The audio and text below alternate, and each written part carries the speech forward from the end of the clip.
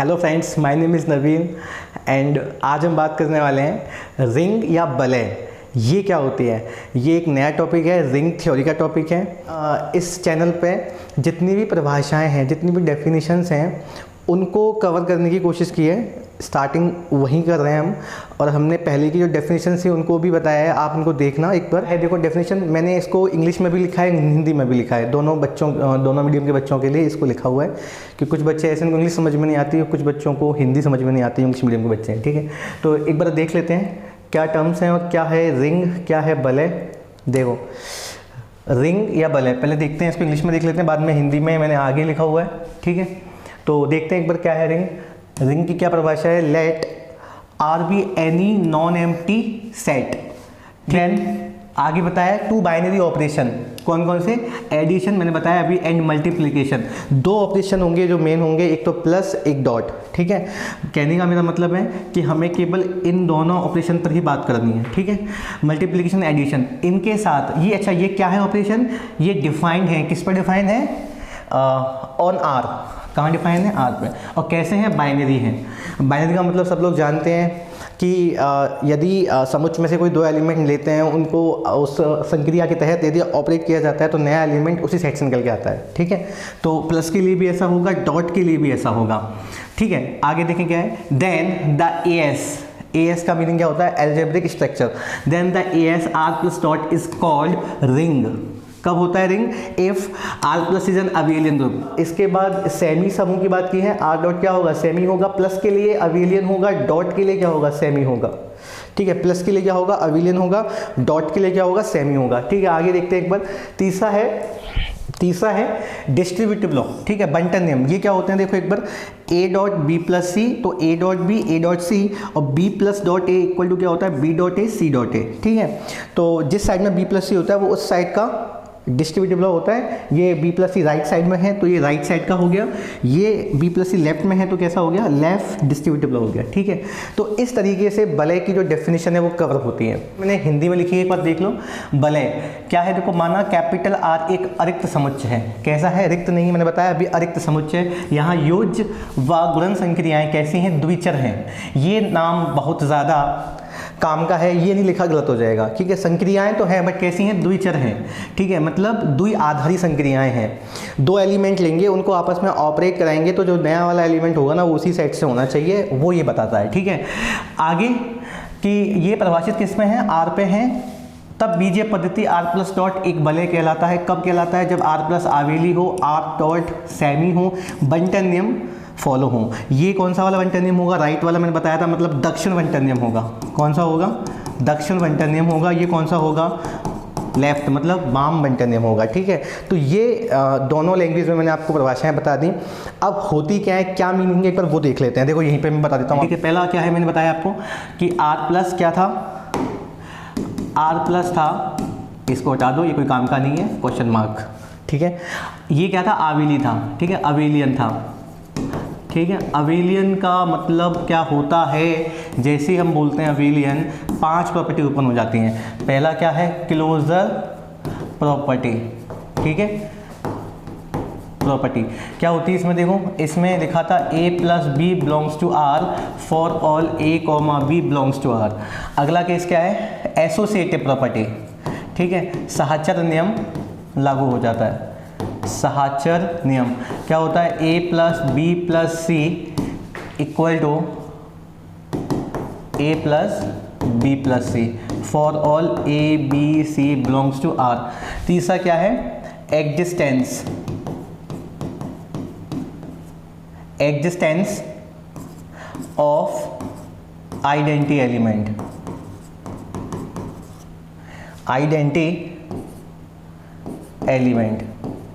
ठीक है, इसमें क्या होता है? For all A belongs to R there exist E belongs to R. E कितना होता है अपने केस में? शून्य होता है, बताऊंगा मैं भी। Belongs to R such that A plus 0 equal to 0 plus A equal to A. ठीक है, और अगली प्रॉपर्टी क्या है? इन्वर्स एलिमेंट का एग्जिस्टेंस होता है इसमें। मैं लिख लेता हूँ एक बार, इन्वर्स एलिमेंट का एग्जिस्टेंस होता है। तो existence of inverse element, inverse element. ठीक है, ठीक है।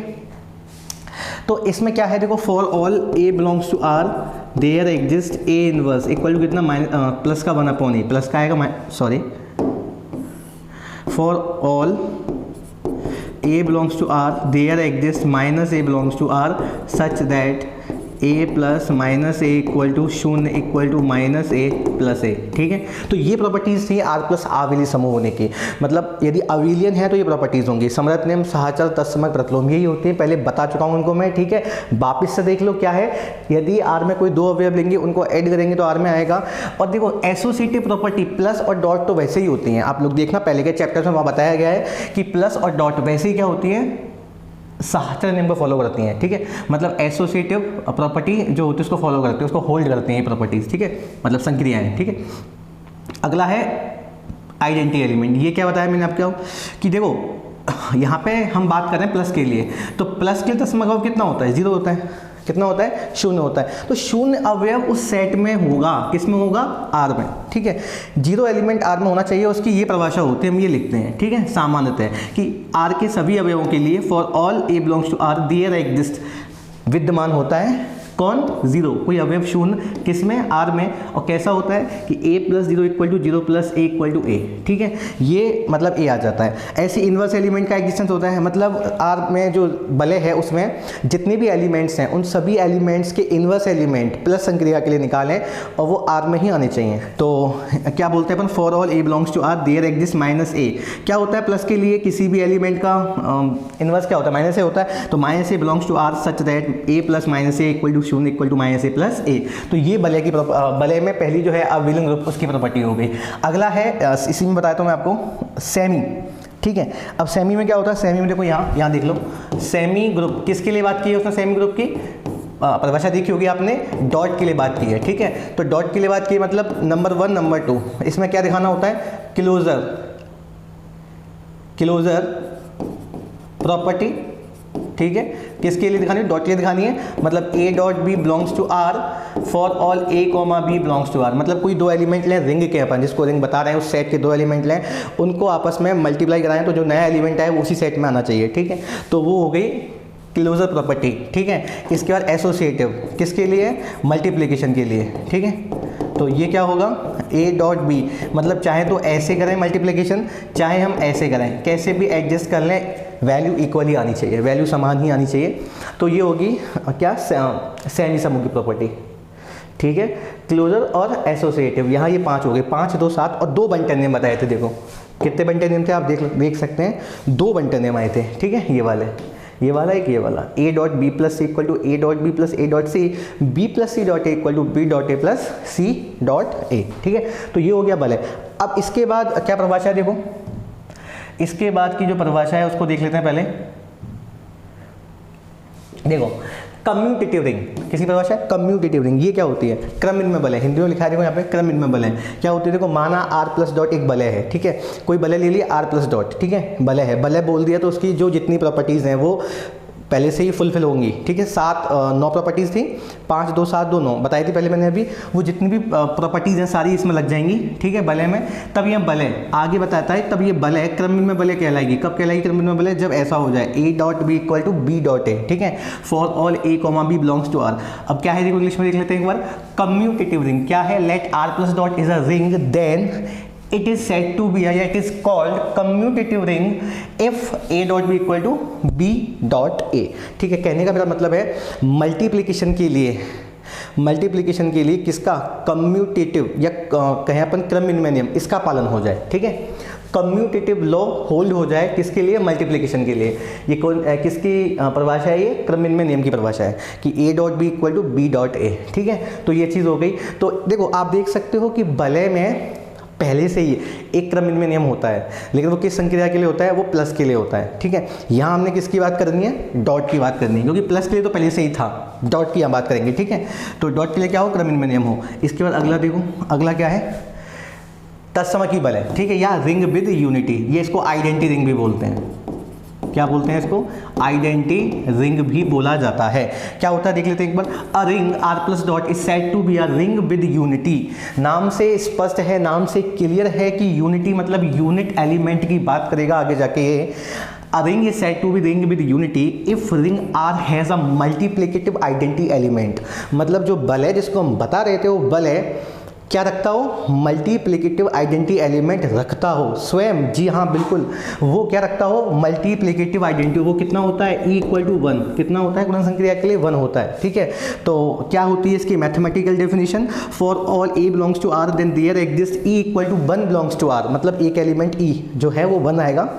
E क्या होता है, आइडेंटिटी एलिमेंट होता है वो 1, उसका सिंबल हो गया E। ठीक है, सच दैट ऐसा कुछ हो जाए A.1 = A.1.A। ठीक है, ये हो गई। अब एक बार हिंदी में देख लेते हैं उन बच्चों के लिए। भले R+ डॉट तत्सम की बले कहलाती है यदि कब, गुणन संक्रिया के लिए तत्सम अवयव का अस्तित्व हो। किसका अस्तित्व हो, तत्सम अवयव का अस्तित्व हो। मतलब तत्सम अवयव विद्यमान होना चाहिए किसमें, उस बले में। ठीक है, तो कहने का मतलब for all A belongs to R then there exist E = 1। वही बात आगे यहाँ बताई थी, वो सेम है ये और ये। ठीक है, such that A.1 = A = 1.A। तो हमने आज 3 बात की, बले, तत्सम की बले एंड क्रमनिर्णय बले। होप सो आपको ये वीडियो पसंद आई होगी। आगे अलग अलग परिभाषाओं के साथ हम आएंगे, उसके एग्जाम्पल भी देखेंगे, कुछ प्रमेयों को भी देखेंगे, और वो जो थ्योरम्स जो आती हैं राजस्थान यूनिवर्सिटी में या ब्रिज यूनिवर्सिटी में उनको भी बताएंगे आपको। ठीक है ना, तो चलो मिलते हैं फिर नेक्स्ट वीडियो में। ओके।